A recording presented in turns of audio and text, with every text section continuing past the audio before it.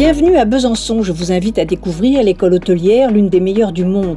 Elle fête cette année 100 ans. L'école est née de la réflexion de quelques industriels qui voyageaient beaucoup et qui se sont aperçus que les autres hôtels d'Europe étaient mieux tenus que ceux de leur ville, Besançon. Réunion au sommet de ces messieurs qui, illico, créent cette école pour apprendre le service hôtelier de classe.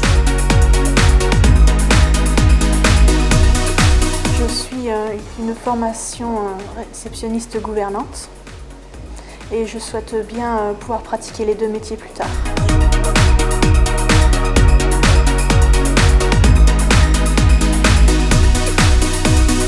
Alors, je me suis découvert une passion pour majordome.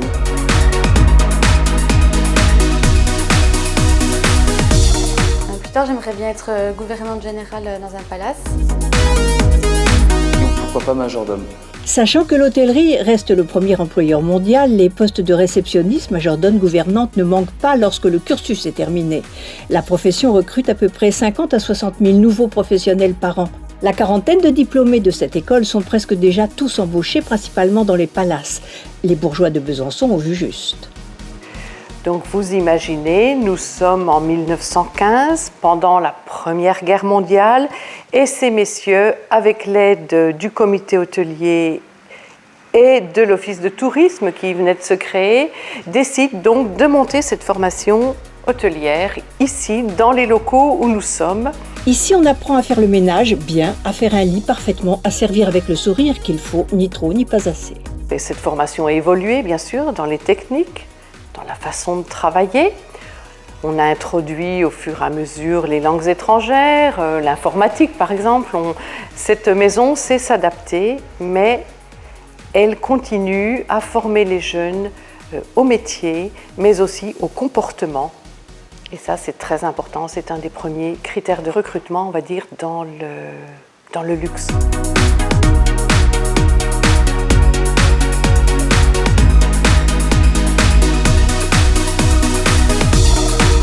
Mais ils rentrent là pour encadrer les gens qui vont faire le ménage. Et quand on veut encadrer, diriger, organiser, contrôler un travail, je pars du principe qu'il faut savoir faire le travail. Voir combien de temps ça va durer, quel produit je vais utiliser, comment je vais m'y prendre pour ne pas gêner le client, pour que ce soit prêt en temps et en heure. Et ça, il faut s'entraîner. Ça ne vient pas comme ça. Alors justement, le lit, il doit être comme neuf, c'est-à-dire pas un pli, des coins à l'équerre. Ici, la perfection n'est pas un simple mot. C'est mal fait, on défait, on refait, jusqu'à ce que la perfection devienne un geste naturel.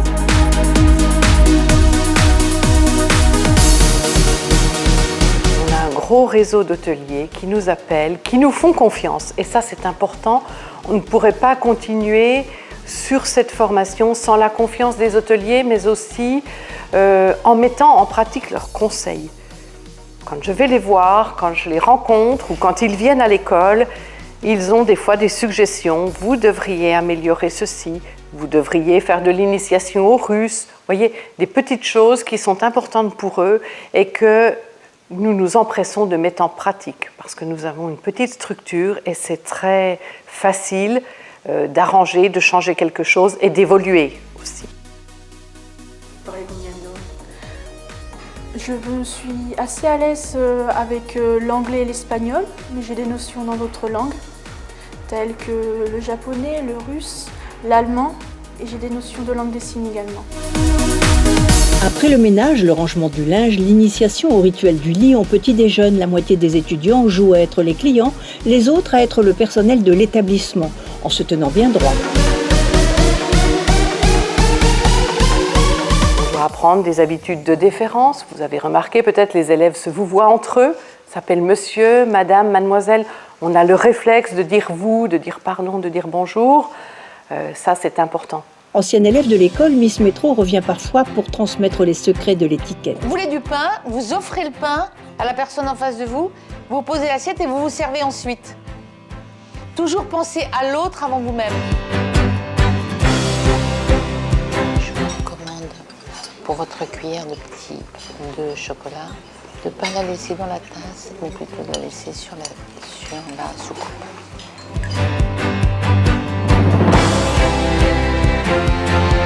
De prendre la cuillère par le manche et de remuer sans gratter la porcelaine.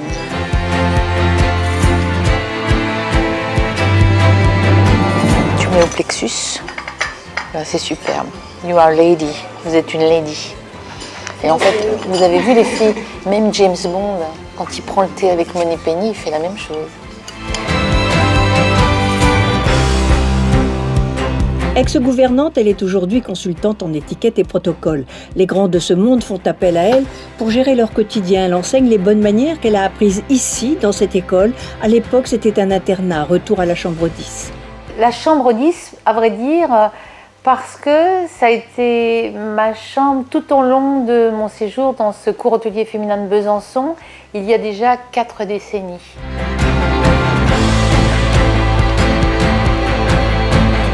J'ai choisi ce métier peut-être parce que mes parents, mes grands-parents avaient beaucoup de bonheur à donner, à transmettre, à offrir, à servir.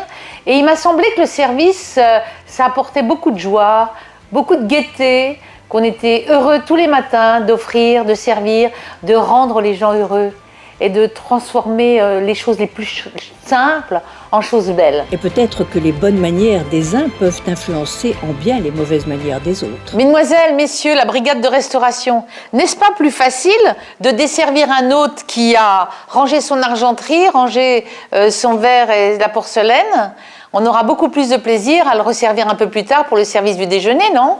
Et on le servira certainement avec encore plus d'éducation et d'élégance, puisqu'on a un hôte qui se tient parfaitement à table.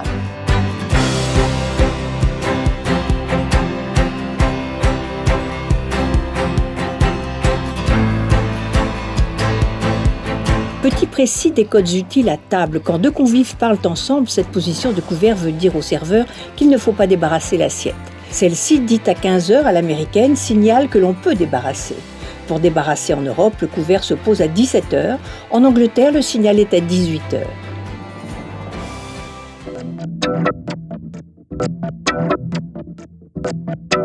Miss Métro présente sa sœur gouvernante générale dans une famille royale. Eh bien, je l'ai suivie parce que j'étais plus jeune qu'elle, effectivement, et à l'époque, elle vivait à l'étranger. Donc, je vivais ses absences longuement. Et j'étais toujours très curieuse, très heureuse de la retrouver et qu'elle puisse me faire partager ces moments qu'elle vivait à l'époque où elle était en Afrique. Et j'étais tellement heureuse de retrouver cette sœur, de pouvoir me glisser dans sa chambre et même de partager son lit et qu'elle puisse me raconter ce qu'elle vivait, tout simplement. Mais qu'est-ce qui fait rêver dans ce métier ? Ce que moi je ne vivais pas, à savoir l'exotisme, le goût de l'étranger, le goût de la curiosité, les cultures différentes, la transmission, le temps passé avec les autres qu'elle pouvait accueillir, les rencontres qu'elle pouvait faire, parce que ce métier nous permet de rencontrer énormément de monde à travers le monde, des cultures différentes, des milieux sociaux différents, et ça c'était vraiment une richesse. J'avais le sentiment que c'était une richesse et à l'époque c'était vraiment une curiosité. 80 élèves chaque année pour apprendre en 9 mois le métier de leurs rêves. Alors, mon objectif serait de devenir gouvernante, donc déjà avoir un poste de gouvernante d'étage et puis monter les échelons par la suite. Gouverner est un métier de pouvoir, c'est un métier de rigueur où nous organisons les choses pour les personnes pour lesquelles nous travaillons. Donc nous devons les libérer de cette charge qui est l'organisation d'une maison et s'assurer que pour eux tout va être plus facile, mais aussi partager cette organisation avec la maîtresse de maison ou avec le maître de maison en les connaissant très bien, en apprenant à connaître leurs sensibilités, leurs attentes et de pouvoir les surprendre au quotidien. C'est déjà votre départ demain? Oui, déjà. J'aimerais tellement que vous profitiez davantage de notre maison. Je reviens. Et j'aurais beaucoup de plaisir, si vous le souhaitez, madame, à faire vos bagages. Pour surprendre toutes ces personnalités, tous ces gens qui semblent connaître tout, avoir tout senti, tout respiré, tout vécu, eh bien, ma foi, il faut tenter de leur faire découvrir une autre expérience. C'est une cérémonie et une succession de séquences de vie où, aux fonctions de la lumière, de l'heure, de la culture, de la religion, en fonction des gens qui nous entourent, qui doit surprendre. Donc nous devons penser avant d'agir. Mais évidemment, toutes ces choses n'arrivent pas comme ça. Et surtout, pas de faire une valise. Avec Miss Métro, faire une valise est tout un art, ça s'apprend.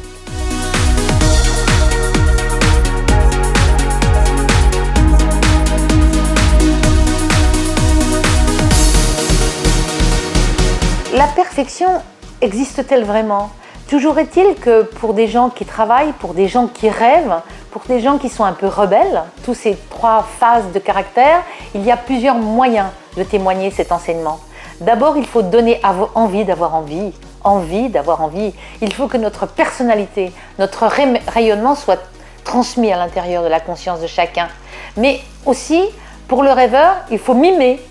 Pour le rêveur, il faut faire un film. Pour le travaillomane, il faut l'écrire. Pour celui qui est rebelle, qui n'est jamais d'accord, il faut essayer de le convaincre en le faisant le jouer lui-même et se retrouver sur les faits, qu'il soit d'accord et qu'il accepte. Donc il y a plusieurs phases. En fait, nous sommes je pense, c'est une vraie comédienne, un peu théâtrale, où la voix devient un instrument musical. Il est très important que le son de la voix ne soit jamais égal. Il est très important aussi de s'exprimer, d'être parfois volubile, tout en restant correct, courtois, éduqué et respectueux vis-à-vis de l'autre.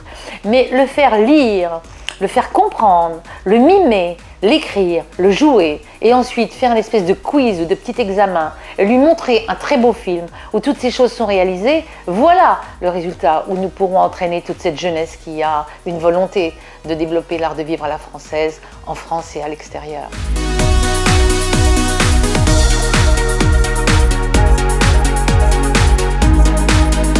Miss Métro est intransigeante sur les détails, c'est comme ça et pas autrement. C'est le prix de la perfection.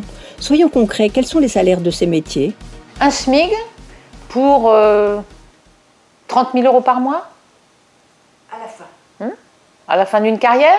À la fin d'une carrière, une femme de chambre qui a eu la chance d'avoir une gouvernante générale qui la développe au fur et à mesure des années, qui l'envoie aussi faire des stages ailleurs, qui l'envoie aussi faire des formations dans les autres services.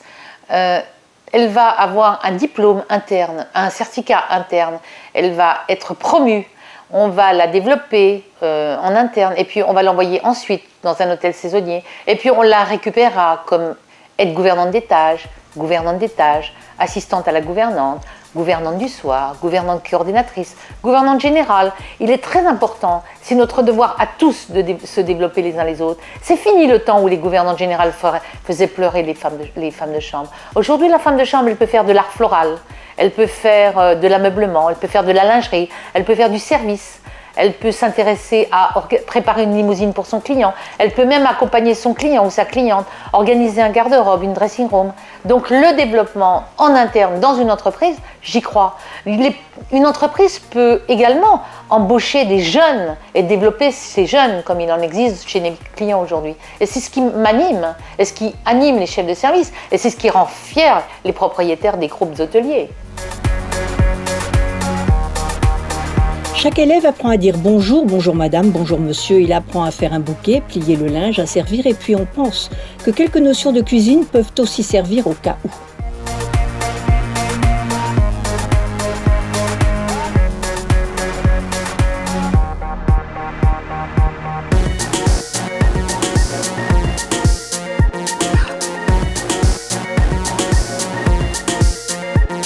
Pour le personnel du service, aussi bien dans les boutiques, dans les yachts, dans les restaurants, dans les hôtels, dans les maisons plus simples également, c'est une volonté commune. Et aujourd'hui, d'apporter l'étiquette et les bonnes manières dans ces métiers de service, c'est d'abord valoriser tous ces métiers. Donc tout devient noble, il n'y a plus rien de servile. Pour moi, un plongeur, c'est un officier de plonge. Il travaille avec une collection de porcelaine qui vaut une fortune, de l'argenterie, de la verrerie, des collections de linge inouïes. Il y a des investissements terribles, des marques de luxe qui valent des fortunes, des stocks qui valent des fortunes. Ils ont intérêt, ces gens-là, à bien apprendre pour respecter la matière et ensuite d'en transmettre l'âme. C'est-à-dire qu'au bout de leur geste, on va avoir l'âme. Et l'âme va se faire ressentir dans toute la maison. Ça va se transformer en très bon état d'esprit, en belle philosophie. Et personne ne pourra ne plus respecter tous ces gens des métiers de service. L'hôtellerie de luxe aujourd'hui surenchérit dans ses propositions design, cuisine, matériaux. Un seul critère les départage et compte plus que le reste. Le client a le choix de l'endroit où il veut séjourner. Et bien souvent, le choix du client d'un établissement de luxe va être en fonction du personnel et du service qu'on y accorde. C'est sûr, il faut que la décoration, que l'établissement ait toute la modernité qui s'impose, mais le personnel va faire la différence sur un établissement de luxe. J'en suis convaincue. Alors il faut le bac, un bon niveau d'anglais, se présenter avec ses parents, être motivé, mais le service, le coût 8 000 € pour 9 mois de cours, mais 92% des élèves trouvent un emploi, une école pour certains clients serait de bonne aloi.